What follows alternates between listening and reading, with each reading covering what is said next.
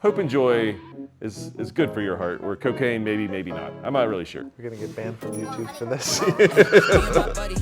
We making all of this money.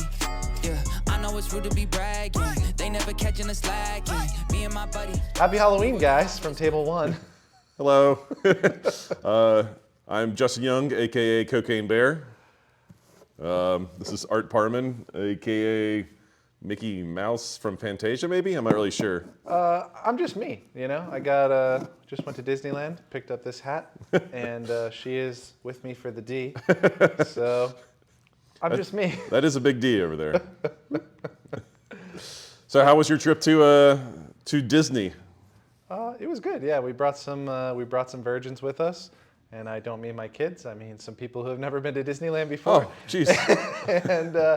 and they had a really good time. Yeah, we were the tour guides, and you know, I know this is a gambling podcast, but it was a good time. I mean, it's a gamble when you go to Disney with people who've never been to Disney, I would imagine. Yeah, I mean, you're guaranteed to lose money, that's for sure.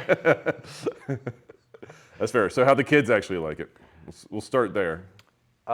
They loved it. They went on some of the bigger rides that they hadn't gone on before, Oh, like nice. the Guardians of the Galaxy, Escape one, and I got Bobby to go on the Ferris wheel, which in its own You sent a right video to that, yeah. should be nothing. It's just a Ferris wheel, but it's one of the, you know, they swing. If you've ever been to Disneyland, you know what I'm talking about. And she freaked the fuck out. She was like, we got to the bottom. I didn't get this part on video. We did the first loop, and it's like, you know, we're swinging. She's freaking out already. You know, we're stopping every once in a while, and then we get to the bottom, and it's time to get out. But we just zoom on by the getting out part because you get one full unbroken loop, Yeah, I guess. And she's like, Arthur! we're just going, and the swinging is a lot more intense when the thing's not stopping at all. So we get to the bottom. She puts her face up against the cage. She's like, "This is it, right?" To the guy at the bottom. And then we stop and get out, and she's like, "Never again." All right. Well, what about the kids? They did okay with the bigger rides? Yeah. The first time we got on with Avery on the Guardians one, she acted a little afraid, and then we got on it, and she's like, "Again?" Yeah. But That seems about right for kids their age. I don't know. yeah, we did that one 5 times, I think, and then we did the Incredicoaster as well, which is their extreme roller coaster that goes upside down. So they like that one. And then the only downside was the Rise of the Resistance Star Wars ride was down for the whole trip. Oh, okay. So we didn't get to go on that one, but we've been on it 100 times. But it's the 2 people we brought, my wife's sister and her boyfriend, that didn't get to go on it. Okay. Well, I'm sure they'll be back if they had a good time. I'm sure you showed them a good time. I would hope so. I always show people a good time, if you know what I mean. Whoop. Hold on, let me top you up there. So yeah, happy Halloween. I hope you guys realized it is Halloween for us anyway. I'm not sure when you guys are watching this, but for my wife and I, we tend to take Halloween a little too seriously for people that do not have kids. And I think we would do it probably 10 times X if we had kids. So this is as mundane as it gets for us right now. Originally, my wife was supposed to be cocaine, like just cocaine. I was just gonna be a bear, but I decided to combo the outfit for this little part of the podcast, I suppose. And let's be honest, the only reason that we're filming this bit is because Justin has a different costume he's wearing tonight for Halloween, and this is his backup. That is true.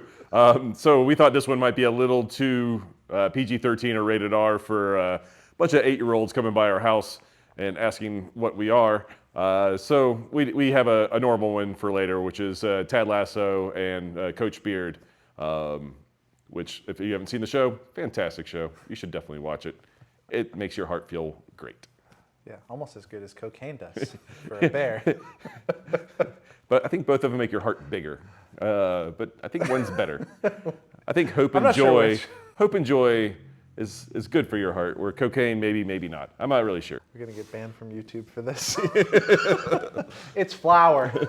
It's flour on there. It's very much flour. All right, so I wanted to. What else should we talk about? We talked about Halloween and my recent travels. You recently saw some things in the sky that weren't cocaine induced. I believe you went to a foreign land. That's true. On my bucket list was seeing the Northern Lights. We decided to go to, according to Google anyway, the best place to see the Northern Lights, which is Tromsø, Norway.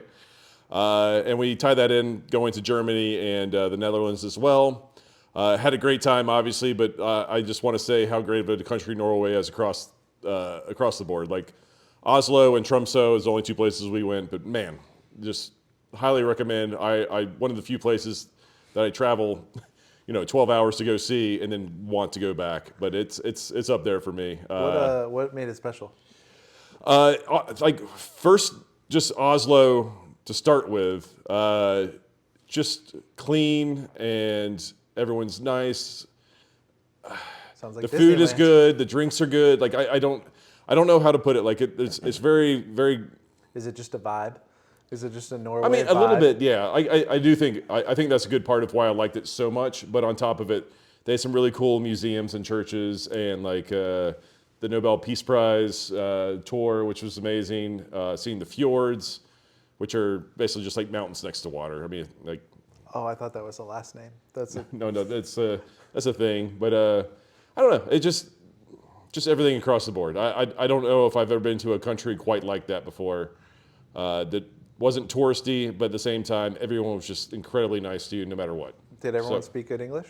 Oh yeah, way better than me. Yeah, for sure. I mean, you got the Norwegian word fjord. Yeah, I did have that one down. But we met with actually a friend of ours that plays poker as well, Kaon, who's a fantastic player. I think he just won a WPT title a couple months ago, and like he's kind of the epitome for what Norwegians are. Just Wait, really? yeah, Damn. yeah. Like Norway sounds awesome now. he just I told him we were coming, and it was just like, oh, let me know. Like I want to hang out with you guys a couple times, and he did. He even though he was making a final table of some online tournament. Oh yeah, I remember the W Coop or something. Yeah. Right? Or, Yeah, he had $1 million up top. He still like took time out of his day to like come down and hang out with me. And he literally looked down. He's like, "Oh, I got to go play a tournament to win $1 million in about 45 minutes. I'm gonna go take my scooter back to my house."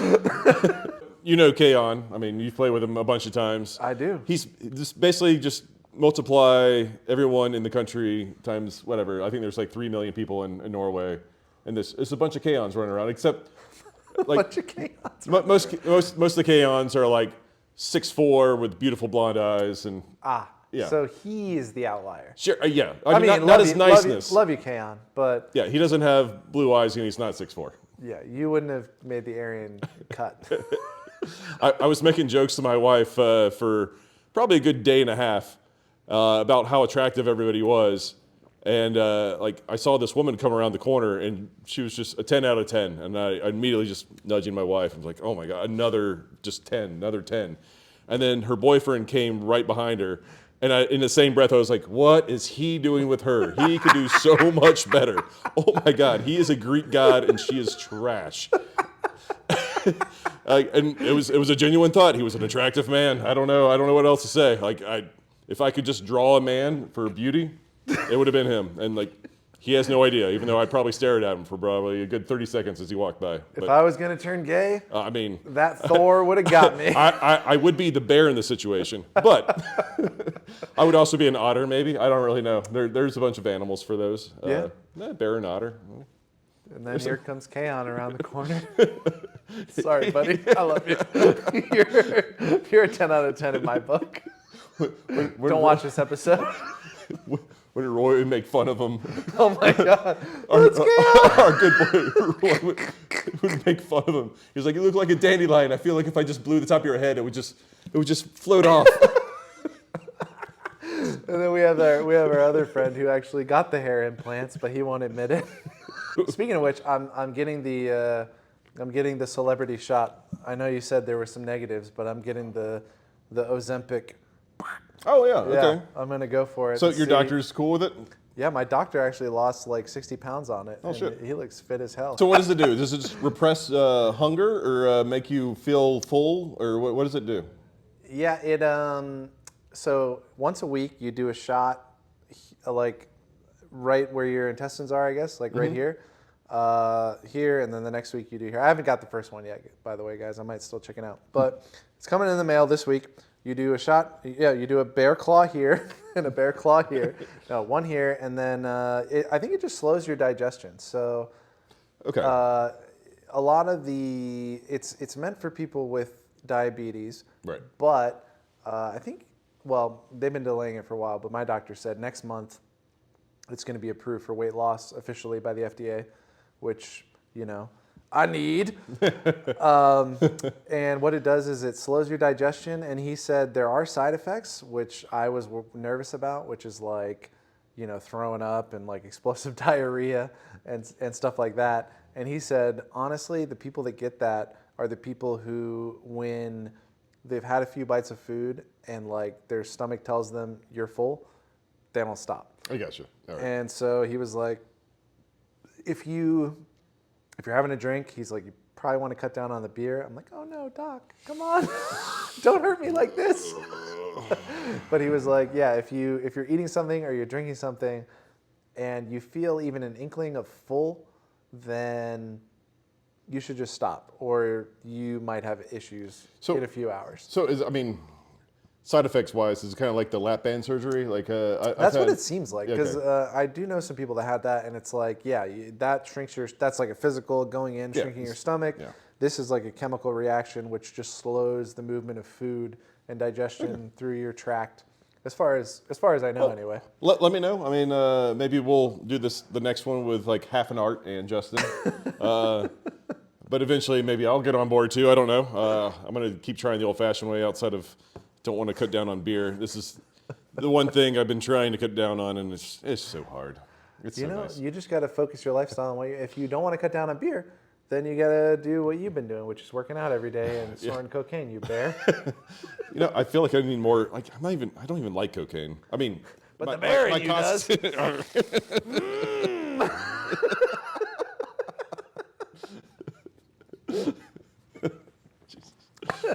Anyways, speaking of uncontrollable addiction, when's the last time you spent way too long at the poker table when you were going to go home? So lately, and this is more a success story. Well, I wouldn't say success story, but if I ever stay past where I'm mean to go home, and like I'm a bit of a day bird, so like wherever we start at like 11, 12, and then normally I try to quit around dinner time, like 6, 7, 8 o'clock, somewhere in that range. So if you see me past 8 o'clock, it means one of two things is true. Either I'm up a bunch of money and I have winner's remorse where I just can't leave, which it's few and far between. It's a real thing that I've heard of. And the other side, which I think is more what you're talking about, is I'm just stuck my balls and like can't see going home and being happy or going to bed anytime soon. So like you're just there until you. There's a reason they call it stuck. Yeah, that is true. You can't leave until you hit that magic number, whatever that number is in your head, where you're like, okay, if I lose this, that's gonna be the biggest loss I'll ever have in my life. It's enough to lose, or I almost got even. Those are the options. No one wins in that situation. And really not. Like the thing is, like there's no plus side of it. So like whatever, say you're stuck X amount and you get half stuck. Yeah, you still feel good inside, but you're still not leaving. By the way, like there's no like happiness at any point. That's your chance to leave. Yeah, you might leave. But if you lose the next pot, you're definitely not leaving. It's just, I'm up stuck somehow, even though I'm down 40,000 or something. I've reset my session in my poker journal. That's right. It's a new day. It's 12:01. It's a new day. I've just started again, and look at me. I'm up 8,000 instead of down 50. So let me just say, I don't have many success stories when it comes to this. When I stay for maybe the wrong or the right reasons, like when I'm up a lot of money, I honestly tend to have a lot of it just seems to explode. Like I don't know, like it just seems like I can't do anything wrong because like That's great. Like, even if I'm like trying to give it away, like it's just like, oh, I'm just gonna give action. And I'm like, oh, I fought the nuts again. I've seen some of your Poker Go sessions where you're like, well, I can't leave for another 3 hours because the stream is still going. It's nuts. It's like, I mean, I don't know if anyone's seen those streams, but certain ones I just run so hot for the first couple hours, and I was like, well, it'd be rude to fold like 9-5 offsuit right here. It would be rude to fold, guys. So I will play the 9-5. Whatever. I'll probably just lose whatever the raise is. It'll just come 9-9-9. And I honestly think this is a real hand, by the way. And it's just like I start laughing out loud immediately. And so when I'm winning and I stay because I'm winning, I have winner's remorse. I tend to run better, which is the right reasons, I guess. But I don't think I've had any real success stories, to be fair, where I'm stuck at X amount. And I was like, oh, end of the day, I got back to even. Good for me. That just doesn't happen to me. What about for you? I mean, poker-wise, it's definitely the same. But I had a situation happen to me about 2 months ago where we're playing all day. I think it was like a Friday night or something. I think it was a Friday night. And we were playing all day in our game on table 1. And I actually, I was happy I got even from like a big hole. Like maybe I was down 40 and I got even, maybe I won 10. It was like a good result, a rare good result. Yeah. And it's like, I also might have been a little too drunk to drive home at like 10 p.m. So I was like, all right. Let me sober I'm going up. to stop drinking and I'm going to just focus on poker, and then I'm going to leave as soon as I feel like good. I'm good to go home. So like midnight came, I'm kind of on the upswing. I'm like, all right, well, I don't want to leave just yet. And my wife has since fallen asleep or whatever. She stopped texting me like, hey, what's going on? You usually come home at like 9 or earlier. She texts me at like 9. So is there more danger after she goes to bed? Well, there's danger, but it's future Arthur's problem at that point. No one cares about future art. So, especially not present art. Cheers. So, I wrap up my session. I finish up, whatever. This part of the story is not really that important. I'm sober enough. I get in my car. Sober enough. Sorry. To the police officers out there. I'm actually, Always sober. You know how the BAC works? I'm negative. I'm negative 0.02. He wakes up negative 0.2. He has to get back to even. Yeah, I'm not drunk at all. I'm fucking working for the man at this point. Anyway, I get in the car, I go home. I live like 2 minutes away from Aria, so I go home. I go to the back door.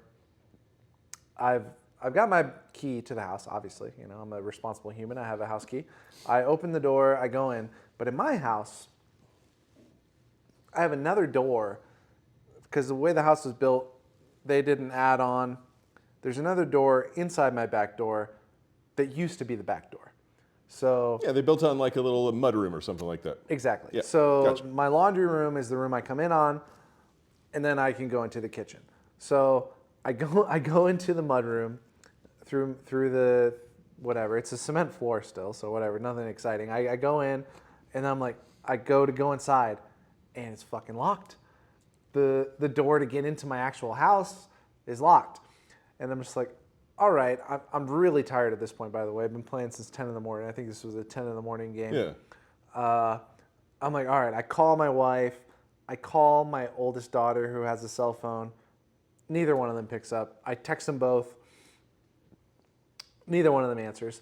But I go around to my other side of my house. There's like a side door.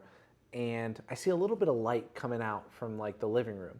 And I'm like, okay, I have a chance. Yeah. Your daughter's probably on the First of all, the couch, side door is locked. And I'm like, okay, this is locked. I can't get in here. I bang on it a little bit. Nothing happens. I see the little window where I see a little light coming out. I bang on the window. I'm just like, bang, bang, bang, bang, bang. Nothing. I wait a second. Bang, bang, bang, bang, bang. Nothing. And I'm just like, all right, well, I'm just going to text my wife one more time. I'm home. I can't get in the house.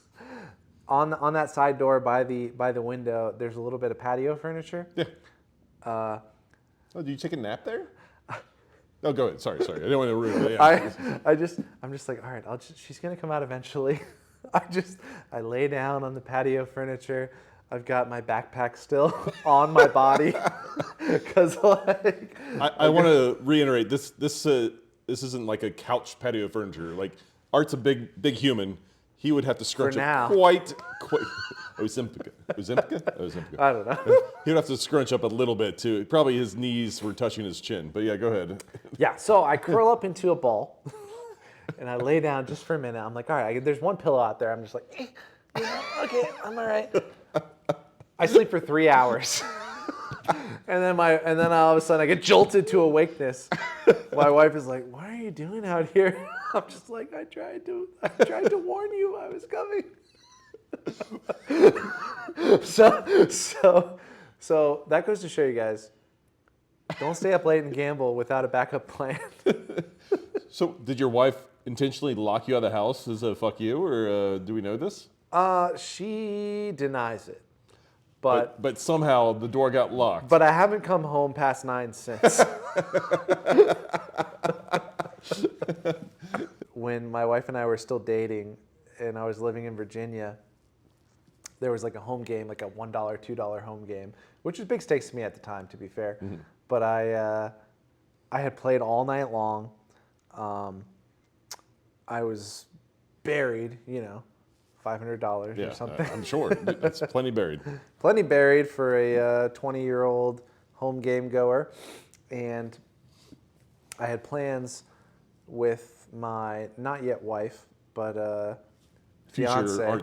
Future Art's wife. She knew we had plans to drive. We lived about 4 hours away from the DC area. Mm-hmm. And we had plans to drive up there at sunrise.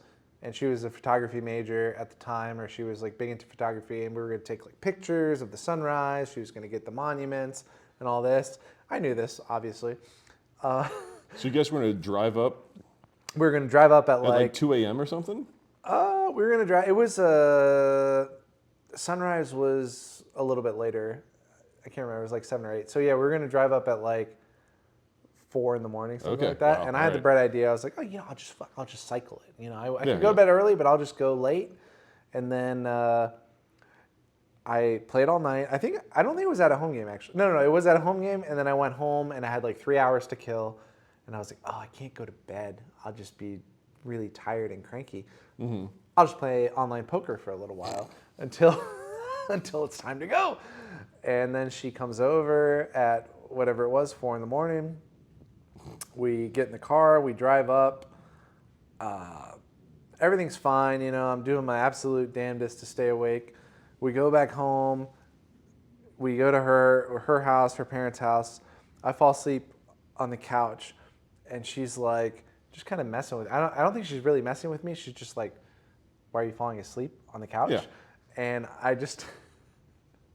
I got so angry. I didn't even know what was going on. She told me the story afterwards. I was like, oh, who started the fire? I got up from the couch. I slammed the door with my hand. I was like, who started the fire? What's going on here? And then eventually, I woke up and she fed me a few Mountain Dews, as I was want to do in those moments. And then, I drove home and I slept for a day and a half. But I had a lot of days like that when I was first getting into poker. Yeah. I guess I didn't have the responsibility on the back end too much outside of when I was working. But I still regimented it so much that where it was just like, okay, I'd play till midnight knowing I was going to get up at 4 a.m. and then just play again. I mean, clearly there's plenty of times. Probably the first 3 trips I came to Vegas, I loved the Teasers had a nightly tournament. It started at I think 6 or 7 o'clock at night. And it ran till 4 or 5 in the morning. Okay. But it was planned out, I guess. I don't know. I don't really have anything on par with your stories. But my wife wouldn't come with me, so I'm just going back to walk to the Imperial Palace. I don't know if you remember the Imperial Palace. Oh yeah. That's where I stayed there for the first 4 times I What's came to there Vegas. Now? It's like the Cromwell or something. Oh yeah. Yeah, the Cromwell and the Link area. Yeah, right? I used to get sweets, staying at the Imperial Palace because a lot of times I would come back and play quarter blackjack, which was huge for them. They treated me like such a high roller. They would give me like a glass of champagne right away, and like give me the suite, even though the suite was like on like a sub level of the casino. I know it's Come like, downstairs where the rats are. Normally, like you go to the casino, there's a bank of elevators, you go up, and it's fine. But at Imperial Palace, and there's probably a few other ones that are still standing, you have to go down like half a flight of stairs, and then up like a flight and a half of stairs, find the bank, and then like go up a little bit, and then maybe go down a little bit. It was a maze to get to your room. A maze of escalators. But anyway, yeah, I definitely took the walk of shame at like 4, 5, 6 o'clock in the morning a lot from Caesars to Imperial Palace, and get to see all the hooker cards like spread on the bushes, like fresh morning dew. Fresh morning dew. For anyone that's been in Vegas, you know what you're talking about. The guys that like you slap the cards, yeah, try to like sell like the hookers to you or whatever. Sir, direct to your room, direct to you. So what happens is they're given so many like those flyers. And, wait, you know the logistics of this business? So they get paid to do it, but like if they just go throw it in a trash can, they usually have someone kind of like spying on them, but like someone kind of keeping track. Yeah. So like make sure that they're actively trying to like give them out or whatever, which is why you see so many littered on the ground. But at some point in the early morning, that why? Yeah. I thought it would be like people just dropping people them as picking them up and their wife being like, "What are you doing?" Yeah. He's like, "Nothing." Flick. But at some point in the night, they know they're not being washed, and they're just going to go home anyway. So what they're going to do? They just like spread them across like the bushes, or like the sidewalks as well. So it's basically like the time where like all those guys kind of quit their job or quit for the night. Yeah. And there's they still have like 40. They still have 40 to give out, but there's one like last stripper on the bush. like I'm not going to just put all 40 on one bush. We're just going to spread them out. I'm sure maybe they're told that or whatever. I don't know. I don't know. Sounds like you have some experience. Were you a bush flicker in the past? No, but that's A bush diver for these tickets? It was kind of a sign of how early it was in the morning or how late it was at night, where like the rejected prostitutes would be taking walks, and like these guys would be done for the night, and degenerates would be walking back to the hotel room. So it was like this is like 3 glazes of just shame, just like walking around Vegas. But yeah, I clearly I've done that plenty of times. And you get some bachelorette parties stumbling around, the last 2 girls out of the gaggle of 10 or something like that. The gaggle? Is that what you call bachelorette party women? The gaggle? I don't know. A gaggle of women? A group of women? Is that a gaggle? I don't know. Why not? I've never heard it, but let's count it. What is a group of bachelorette women called? Do you know? All right, gaggle seems like a good word. Bridesmaids. Oh, actually, that's probably right. That might be correct, actually. Now I look insensitive. So, Art, have you had any other like really cool stories as far as like staying out too late? I don't know about cool. I have a story. Actually, I have 2 fun Bellagio North Valet stories where I went out. One of them was kind of late at night, and it's not that interesting. It was like a really drunk guy was just like chilling in the little couch area of the valet, like chilling there. And some security came up to him. It's like, "You got to get out of here." And I didn't know what's going on. I'm just waiting for my car to pop out. And he's like, "I'm not going anywhere." And then, but he wasn't like a threat or anything. He was just like, being a drunk idiot. I don't think he was even waiting for a car like to go be a belligerent drunk on the roads. He was just like, it's a couch. Yeah, he was just there. I'm tired. And they were like, "You got to go." And he's like, "Oh, I don't want to go." And the security guy was on a massive power trip, and he just like, I don't know, he just like basically made the guy fight him. He just like tackled him to the ground and like started punching him, and I don't know. It was really awkward for me. I was just like, could you guys do it mostly on the sidewalk area? I feel awkward right now. Like I'm hearing this. There's a road area where my car is supposed to come, and you guys are. Oh, so that's why you felt awkward, because I was like, "Guys, come on, just can you mosey on over to the sidewalk? Can you fight the passed out person this way?" Yeah.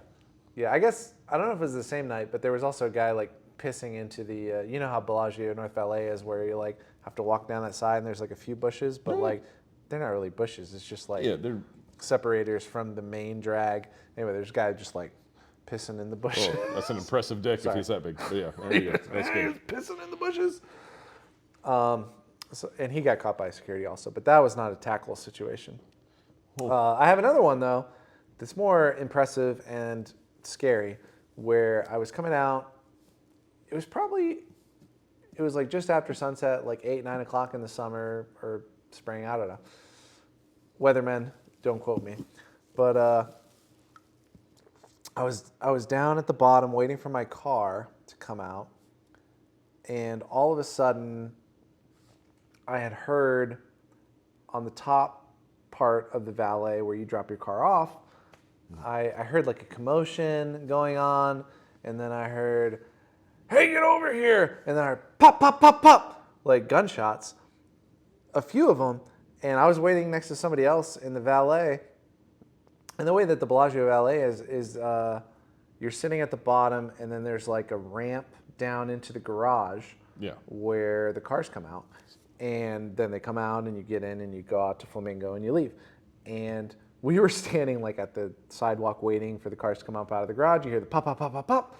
And then me and the other person who were there, we just fucking ran down into the garage. Yeah. Like right into a corner, right?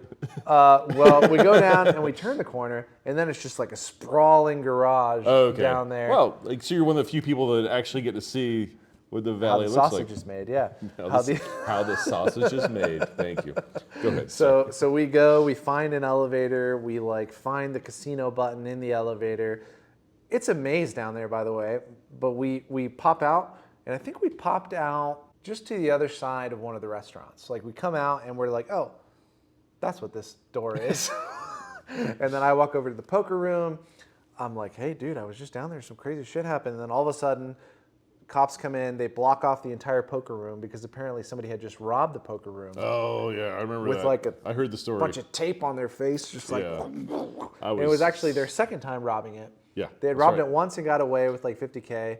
And then this was months later, and they had come back, and they were like, I'm just doing it again, fuck it. And Bellagio was prepared, basically, yeah. They started like posting security like next to or near the poker cage. Yeah, Bellagio was one of the last places on the Vegas Strip to put a cage on their poker room cashier. Mm-hmm. Like, I remember saying to people, like, not that I'm the tape-faced bandit. But he's not saying he's not. He's not saying he's not either. But I remember saying to people, like, dude, this is 2017 or whatever it was. I'm like, this is not okay to have just like, you know, an open thing here with over $1 million like behind the cage and chips. Oh, at least I would say well over $1 million. Yeah, because they got like barrels of the 5K chips. But just in chips, I mean, obviously chips aren't money, but like once you get them out, if you know a poker player or a gambler, you can cash out these chips. Yeah, just like easily. the motorcycle guy, like he tried to wash the chips by playing poker with us for a few months. Yeah, we did play with the motorcycle bandit. The judge's son That's right. who came up to Bellagio also stole 1.5 million, between 1 and 1.5 million from the craps table. I think 500,000 was in like 5Ks and under, and then $1 million was like in cranberries, 25K chips. And Bellagio's reaction was like, well, okay, we have a pretty good tab on our 25K chips. Let's just change the color of them. And then anyone who tries to cash out 25Ks, if they're not regulars, then we just won't let them do it. We'll investigate them. So he would drag people to the bathroom. You were like, I can get you a good deal on this cranberry. He would drag people to the bathroom? I mean, I know the 2+2 with a good story. deal. There was a story where the way that he actually got caught, I actually know the police guy. I won't say his name, but like there was a detective, policeman, who I think they like to be called policemen, although that's a gender non-neutral term. All right, let me start over. I'm dressed as a cocaine bearer. I don't think we need to be PC right now. 911. I found some cocaine. No, but so I someone had told me the story. Okay, I'll say it secondhand. Of the guy who busted the motorcycle, the bike bandit, the helmet. Is that his name? Okay. Motorcycle bandit. Motorcycle bandit. That's fine. But he helped set up the operation for him getting caught with all those chips. He someone on 2+2, a popular poker forum, had received a private message from a user called Ocean Spray 25. By the way, that's true. Definitely did not know that part. And That's fucking hilarious. he sent him pictures of these 25K chips. Because Ocean Spray, cranberries, the chips. Okay, sorry. Yes. Just want to make sure everyone For the knows. bottom 5% of our listeners that didn't get that. So he had sent a message like trying to sell these 25K chips for less than par on the dollar. And this guy had contacted the Metro Police Department of Las Vegas, which Well, all makes right. sense. You know, he for probably, him. Yeah, good for him. He probably just didn't have 25K to his name. Thought the reward might be greater than the reward, if you know what I mean. And he helped set up a sting for this guy, and the guy like went into the bathroom with someone he was supposed to be exchanging with. Everyone in the bathroom, you know, was undercover. They got their zippers out. Their Fake penises. fake pissing in into Just the a bladder, urinal. just slowly squeezing it out. Yeah. Longest piece ever. $80,000 were spent on fake bladders for this bust. and they caught him. They got him going into the handicapped stall. Tom Locke was knocking. He was like, "Hey, this is the only one I can use." And they did their deal. They came out and boom, tackled his ass. And In the bathroom? no, right after. Okay, They let okay. him. They let him get out. They tackled him in the sports book. They were like, "Pew." All right. The floor isn't the cleanest in there. Yeah, they don't want to be tackling that'd be people on mean. the hard floor. Wait till the carpet. And Tom like came by and ran over him. I think he was still on crutches back then. So it was more of a stomping. So Sorry, Tom. I love Tom so much. Yeah, so how did I get to that story? I don't know. We were just talking about we had valet both- stories, and then like it kind of turned into robberies. We had both played with him. There's another robbery story I have, which, Oh, I actually like this story. have I told this one before on the podcast? No, I don't not on think the podcast. I actually told it yesterday at the table. Did you? I'm not even joking. With Walt was at the table, right? Oh, yeah. Okay, yeah. This is the one. Yeah. Me and Walter, a famous poker legend. Just legend. Yeah. Walt the Vault, we call him. Not because of his tightness, but No. because he keeps every dollar that he makes. No, And Walt rhymes with vault. I think that that's is the main reason. That's it. So me and Walt the Vault are two people that I know that are not poker dealers that have dealt a live hand inside a casino as players. And the way that this story happened is we're playing 10-20 no limit, maybe 10-20-40, doesn't matter. We're playing at the Bellagio. It's evening, it's not late. Dusk, we'll call it.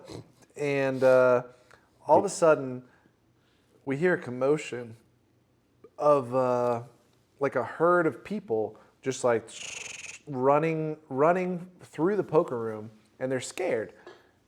And we're just like, what's going on? We all go outside. It was for people who want to Google this, this is the night that the pig mask robbers came to the Bellagio. It was just like a handful of guys in pig masks, and they robbed the Rolex store. That's basically the whole story.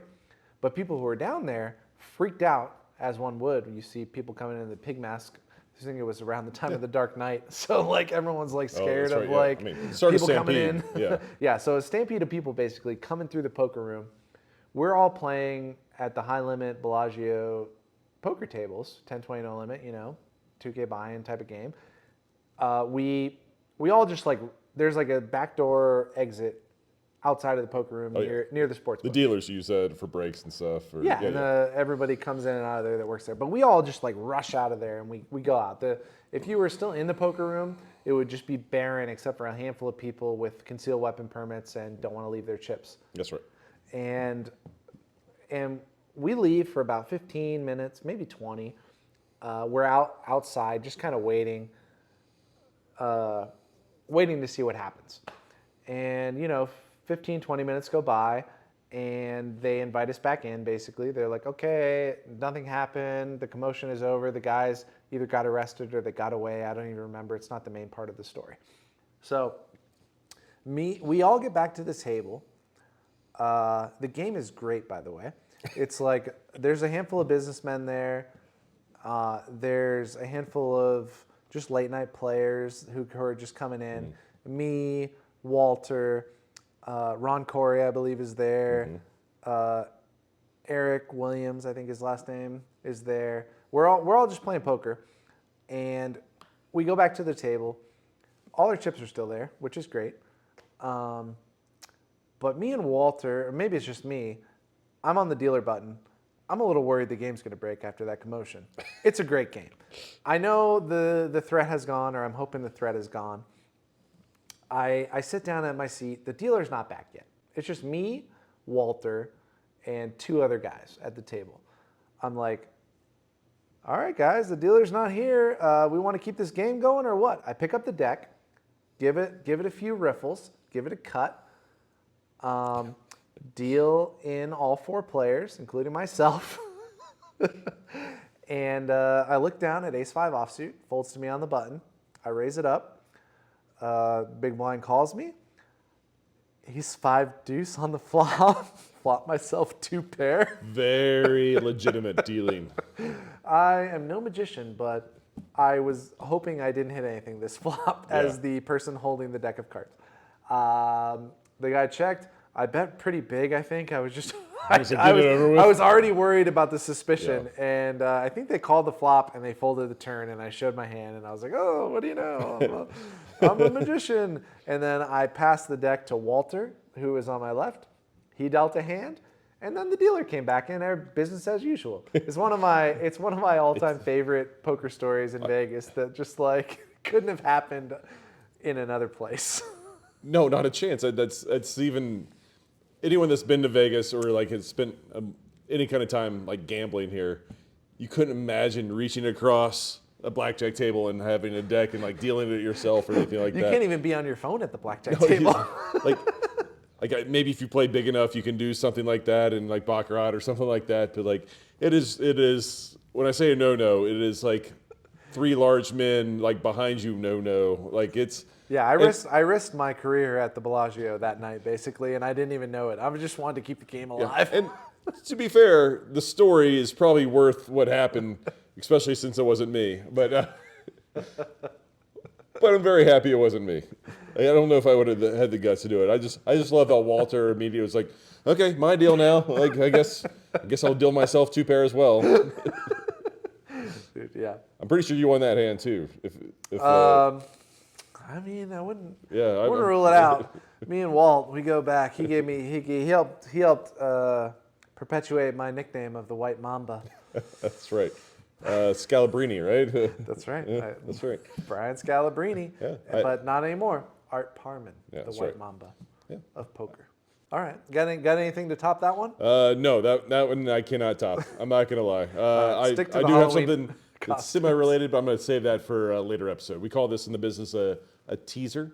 So we'll find a time to get this story, and it's gonna be a good one. Okay, I love it. All right, well, for those who are still here, you're welcome, and I'm sorry. That's the pod. This is us. All right, love you guys. Like, subscribe, all that fun stuff. Bye.